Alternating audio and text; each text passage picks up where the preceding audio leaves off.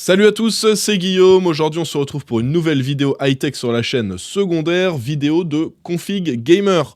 Je vous ai fait il y a pas longtemps la config à 600 € et aujourd'hui, je vous fais la config à 800 €. Comme d'habitude, vous retrouvez les liens et les références de tous les produits dont je vous parle pour ces configs, tous les composants. Et comme pour toutes les configs à l'habitude sur cette chaîne, vous avez à la fois un choix pour ceux qui veulent se diriger vers un processeur AMD et un choix pour ceux qui veulent se diriger vers un processeur Intel, donc processeur plus carte mère. Et comme je vous l'ai dit, on est sur un budget de 800 €. Pour info, le PC qu'on va faire là, c'est un PC qui va être bien pour jouer avec très peu de limites en Full HD, voilà, donc dans de très très bonnes conditions. Ou pour jouer en Quad HD, commencer à attaquer dans de plutôt bonnes conditions la Quad HD. Alors vous ferez pas du 240 Hz en Quad HD, mais vous verrez que j'ai quand même réussi à caler une plutôt bonne carte là-dedans, dans ce budget-là. Donc je suis plutôt fier de moi. Comme d'habitude, si la vidéo vous plaît, n'hésitez pas à mettre un pouce bleu, pensez à vous abonner si ce n'est pas déjà fait, et n'hésitez pas à me dire si vous êtes intéressé pour que je commande cette config, que je la monte, que je la teste, et qu'ensuite on aille l'offrir chez un abonné avec un setup complet. Ça peut être intéressant, mais après il y a d'autres configs avec des plus gros budgets qui arrivent bientôt. Donc si vous préférez qu'on attende un petit peu et qu'on fasse les plus grosses configs, 1500, 2000, etc., vous me dites tout ça dans les commentaires. Bon allez, c'est parti, j'enchaîne tout de suite avec la carte mère et on commence avec du AMD. Donc niveau carte mère, j'ai décidé de mettre une Gigabyte B550 Gaming X V2. C'est une carte mère dont je vous parle très régulièrement, qui est très bien positionnée en termes de prix et qui va permettre de mettre à peu près ce qu'on veut en termes de processeur jusqu'à des Ryzen 5000. Et en plus de ça, ce qui est bien, c'est qu'on a les 4 slots de RAM. Donc là, on va mettre 2 barrettes, mais on peut rajouter 2 barrettes supplémentaires plus tard. Bon, c'est une carte mère qui est quand même assez intéressante, qui coûte pas très cher, donc ça prend pas une énorme place dans le budget. Là, on est à 122 €. Et ce qui est bien, c'est que là, on va pouvoir mettre un processeur, mais plus tard, ce sera possible de mettre un plus gros processeur si vous voulez upgrade. D'ailleurs, le processeur que j'ai choisi de mettre sur cette config, sur la partie AMD, c'est le Ryzen 5 5600.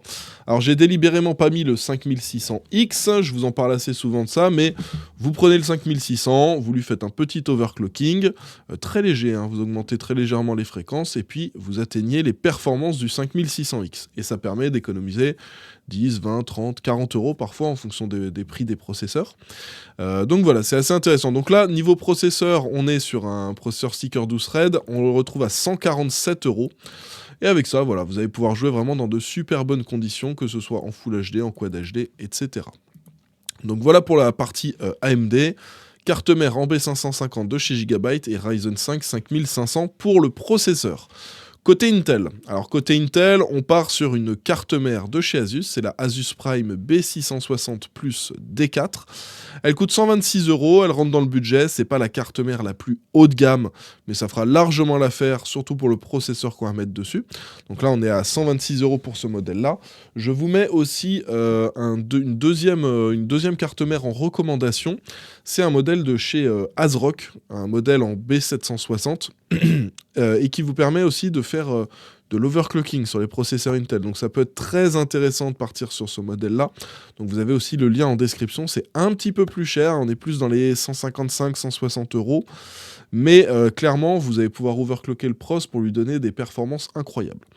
Donc pour info, le processeur qu'on va mettre, c'est le Intel Core i5 12400F.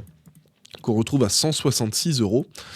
Et la carte mère dont je vous parle de chez ASRock, en gros, vous allez pouvoir faire un overclocking en boostant à la fois, c'est une technique assez spéciale, je vous mettrai le lien d'une vidéo de GQ quand il avait présenté justement cette méthode-là.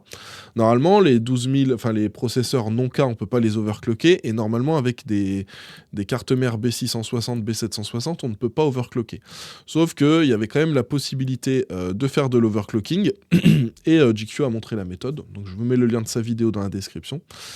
Et donc si vous décidez de mettre un petit peu plus, une trentaine d'euros de plus que le prix de cette carte mère pour le modèle de chez ASRock, vous aurez la possibilité de booster les perfs de ce processeur. Et pour info, Jig, quand il l'a boosté, il arrivait à atteindre les performances du i9. Hein. Donc en vrai, super intéressant.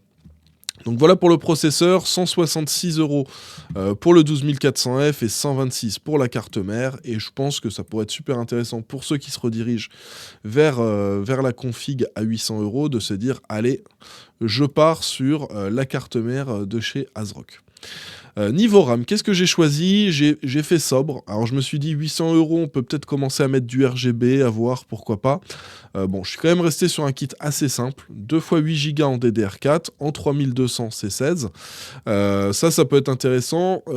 En soi, si vous voulez mettre un petit peu plus, pour une dizaine d'euros, vous avez du RGB. Donc à vous de voir si ça vous intéresse.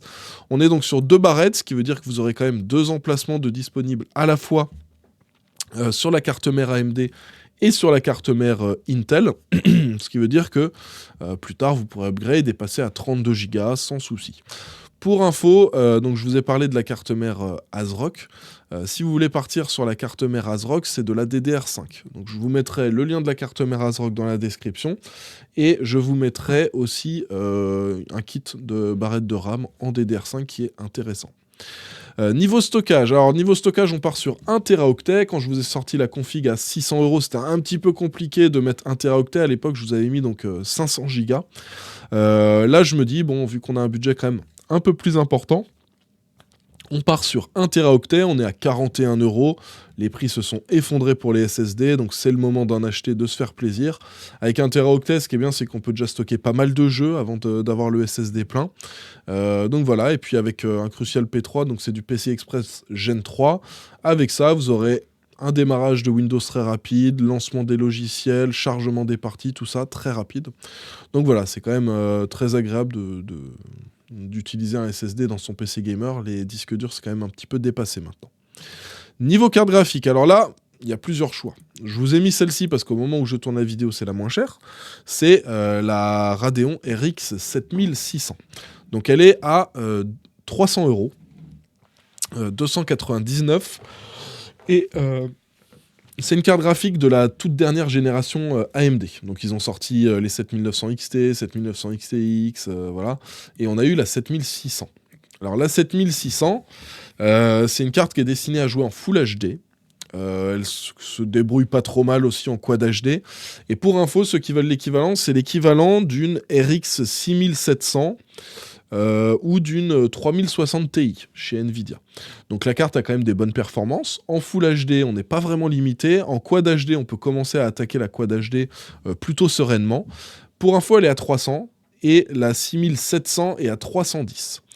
Si vous les retrouvez au moment où vous voulez acheter votre config et qu'elles sont exactement au même prix, moi je vous conseille plutôt de partir sur la 6700 parce qu'en Full HD, elles sont très similaires en termes de perf. En Quad HD, la 6700 commence à lui mettre un tout petit peu d'avance et en 4K, l'avance qu'elle prend est encore plus élevée. Donc la 6700, plus on va monter dans les définitions, plus elle va être intéressante par rapport à la 7600. Là, étant donné qu'elle est quand même 10 € moins chère, je me suis dit, allez, on met la 7600 dans cette config-là, et ça fera largement l'affaire, mais je vous mets quand même le lien de la 6700 dans la description juste en bas. Alors, niveau alimentation, alors j'ai prévu large, on aurait pu mettre une 550 watts, vu que en deuxième choix de carte graphique, il y a la 6700, j'ai voulu prévoir quand même un petit peu plus large, et ce qui est bien, c'est qu'avec ça, vous pourrez mettre une plus grosse carte graphique plus tard si vous voulez upgrade. On est sur la System Power 10 de chez Be Quiet, donc c'est une alimentation qui n'est pas modulaire malheureusement, mais qui est quand même avec une conception de bonne qualité et au final qui est quand même à un prix assez intéressant, 70 € pour une alimentation de cette qualité là, c'est plutôt intéressant. Alors après c'est pas non plus un rendement super intéressant, c'est du 80 plus bronze, elle est pas modulaire, mais je trouve qu'elle en offre quand même pas mal pour son prix. Et enfin, le boîtier. Alors, le boîtier, j'ai mis quelque chose un petit peu mieux que dans la config à 600 €. Dans la config à 600 €, on avait le MacForge 100M. Là, on a le MacForge 112R. Donc, quelles sont les différences? Il est un peu plus haut. On a aussi 3 ventilateurs qui sont fournis avec. On a toujours du mesh en façade, donc ça permet d'avoir un bon flux d'air pour bien refroidir tous les composants. Et vous avez donc 4 ventilateurs à RGB qui sont fournis, 3 en façade et 1 à l'arrière. Donc voilà, un super boîtier qu'on retrouve à 79 €, 80 € pour un boîtier et 4 ventilateurs, c'est assez intéressant. Enfin bon, On a fait le tour des différents composants, donc petit rappel, soit vous partez sur du AMD, vous avez le Ryzen 5 5600 avec la carte mère en B550, soit vous partez sur le 12400F pour le processeur Intel, et alors là vous avez deux choix de carte mère, c'est soit la B660 que là je vous ai mis pour rentrer dans le budget des 800 €, soit vous prenez le modèle ASRock qui est en description, et là qui vous permettra de faire un overclocking. Je vous mets aussi donc le lien de la vidéo de GQ dans la description. Et pour la RAM, donc DDR4 dans les deux cas, sauf si vous prenez la carte mère ASRock, où là je vous mets aussi un lien pour la DDR5. Une 7600 ou une 6700 en fonction du meilleur prix que vous trouvez au moment où vous regardez la vidéo. Les liens des deux cartes graphiques sont dans la description. 1 Tera de stockage, 650 watts de power et un bon boîtier avec un bon flux d'air. Et voilà pour la config à 800 €. C'était rapide mais efficace. Dites-moi ce que vous pensez de cette config dans les commentaires. Dites-moi si vous voulez que je la commande, que je la monte et que je vous en fasse un test complet pour ensuite l'offrir aux abonnés. J'espère que la vidéo vous a plu, j'espère qu'elle vous a été utile. Si c'est le cas, comme d'hab, n'hésitez pas à mettre un pouce bleu. Pensez à vous abonner si ce n'est pas déjà fait. Et on se retrouve dans quelques jours pour une nouvelle vidéo. Allez, ciao tout le monde.